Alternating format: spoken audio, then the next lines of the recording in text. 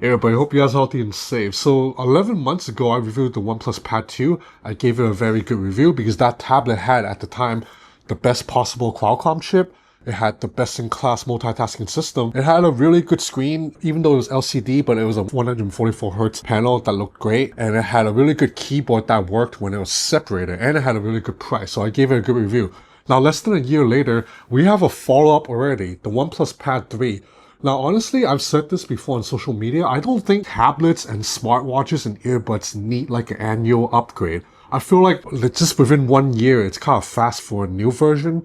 But this guy basically gives you more of everything from the OnePlus Pad 2. Like, OnePlus didn't really change too much. They went the if it ain't broke, don't fix it route. This is just the OnePlus Pad 2, but with an annual bump on the Qualcomm chip and a bigger screen and bigger battery. So the screen now, it's a 13.2-inch panel compared to last year's 12.1-inch. Still an LCD panel, but it's 144Hz refresh rate, gets up to 900 nits of maximum brightness. So still a very good looking screen for a tablet, for a touchscreen device. With the larger screen comes a slightly larger size and a larger battery. The battery in here is a 12,140 mAh battery. So quite a bit larger than last year, 9,800 something. And the battery life is definitely excellent and can last you at least a day and a half, if not 2 full work days, unless you're actively editing videos. And of course, you get the expected chip bump. So this is now running on the Qualcomm Snapdragon 8 Elite. It's the highest tier chip, the best possible chip on any device that's not an Apple device. So only Apple's silicon,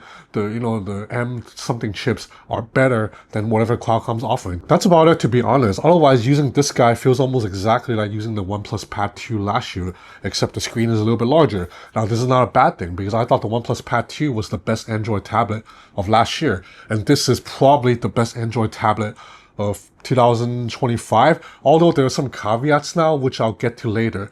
Unfortunately, with the larger screen, larger battery, better chip, you do also get a price bump. Last year's OnePlus Pad 2 sold at $550 US, which is a really good price.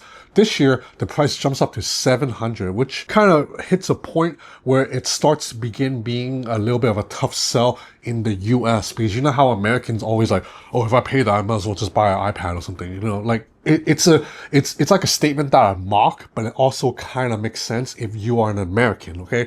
Outside of America, throughout Asia, you can probably find this for a little bit lower price, and then the tie-in to Apple ecosystem isn't there, so then this makes a lot more sense. But OnePlus for now is giving you a pretty sweet offer. You get the keyboard for free when you offer, and this keyboard is exactly the same keyboard as last year, which I like a lot. So it's a 2-piece keyboard. You snap on the keyboard part down at the bottom via magnetic pogo pin, and then you have a back plate that snaps onto the back. I really like the color scheme this year.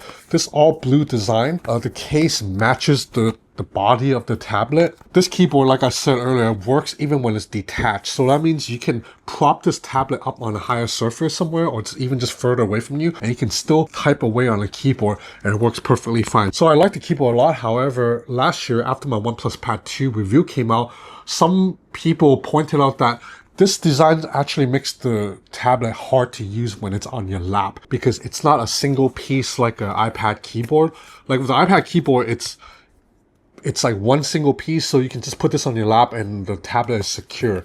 With this design, with the kickstand, it is a little bit wobbly when you're using it on the lap, and I did start noticing that. So that means this year, I can't say this keyboard it's like flawless like I did last year, because now I realize it is hard to use on your lap, although I am someone who usually uses my tablet on a table, so it doesn't bother me that much. So $700 gets you this whole setup, and I have to say, unless you are like a very demanding video editor or a graphic artist or something, this setup right here, it's enough to do most of your work for you, because OnePlus's software, it's excellent. It has the best multitasking system in class. So OnePlus calls it open canvas. Oppo calls it boundless display. You can basically open 3 apps at the same time, but the apps are not locked to a confined grid, just locked to the screen size. The app can dynamically zoom in and out as you move into the app. So you can have all 3 apps running kind of in full size simultaneously. It's hard to explain, just look at it. It's the best multitasking system, and I want this multitasking system on every other device that I use. So with the Snapdragon 8 Elite chip, it's definitely a flagship chip, definitely powerful enough to run any app that's in the Google Play Store. So basically, with someone who's fully immersed in Google's ecosystem like Gmail, Google Docs, Google Chrome, Google Meet, Google Keep, this guy will run everything perfectly without a hiccup. You can do all your work on it. I have been able to write several articles on this guy too. However, a portion of my work, it's editing videos. And unfortunately, this is still where the OnePlus tablet falls short of like the iPad, because video editing apps on Android are just not as good as on iOS. It is what it is. Like CapCut, it's about as good as it gets on the OnePlus Pad 2. But even then, CapCut, it's more designed for short form video and for vertical videos. When you're trying to edit a 10-minute video, horizontal YouTube video like right now on a device like this, I can do it, but it's just not as smooth and seamless as if I edit on an iPad with Final Cut Pro or DaVinci Resolve, which is also available on iPad. And that's why I said earlier, the $700 price tag is reaching a point where it's a tough sell because it's a little bit too close to the iPad, which will automatically have the consideration of like most people, because it does have the better silicon and the best app ecosystem. Like, again, I feel like I have to say this every time.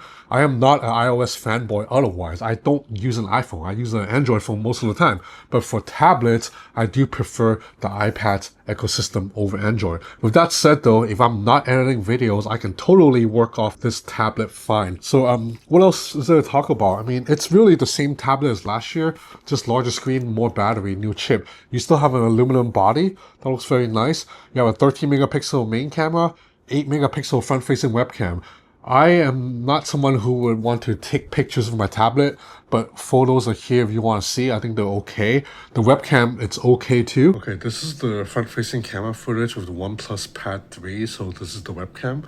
Actually looks pretty good considering it is low light right now. I mean, I'm in my living room, kind of dim. And there's 8 speakers here which pump out pretty good audio. Not as good as the iPad Pro, but pretty good. Now the OnePlus Pad 3 also supports a stylus, but OnePlus didn't like release a new version this year. This is the same stylus that came out with the OnePlus Pad 2 last year. So it was the OnePlus Silo 2, I think that's the name. But it works as advertised, like no visual latency. If you like to sketch, if you like to jot notes, this stylus does the job. It's about as good as I've experienced on an Android tablet. And if you care about benchmark numbers, here are Geekbench numbers. You can see they're high.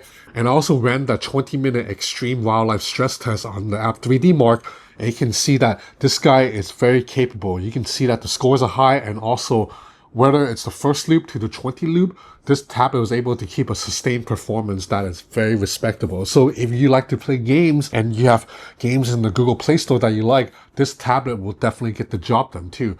But again, iOS, iPadOS just has a better selection of games than on Android, like, unfortunately. So ultimately, the OnePlus Pad 3, it's an excellent Android tablet. If you're someone who's all in on the Android ecosystem, like someone who just refused to use Apple products and you want a tablet, this is the most powerful tablet you can buy right now, because Samsung's newest tablet, it's running on a 1-year older chip than this guy. Xiaomi's tablets are good, but I think OnePlus has a software that's more optimized globally.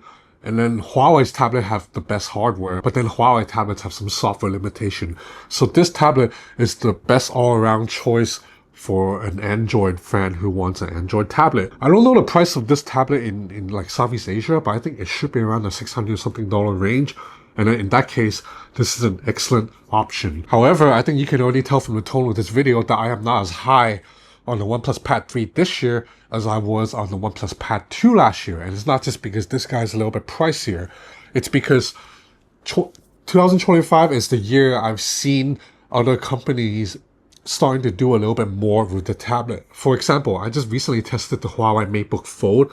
It's an 18-inch screen that folds in half with a keyboard, and it runs Huawei's Harmony OS, and it also runs Windows. Like, it's just, after I saw that, then everything else kind of looks a little bit boring. And then on the iPad side, Apple has finally introduced a true multitasking system for the iPad. You can open any app in a resizable window now with the upcoming iPad OS 26. So that's coming in September. So I think in 2025, the iPad has improved the software, and Huawei has kind of redefined the tablet hardware. So now suddenly, something like a OnePlus Pad 3, a very solid all-around tablet feels a little bit boring to me. So yeah, this is the OnePlus Pad 3.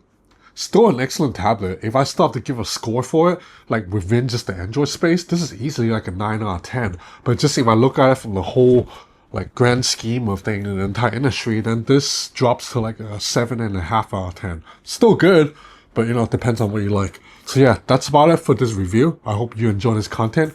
If you did, please consider subscribing to my channel. It will help me a lot. Thanks for watching.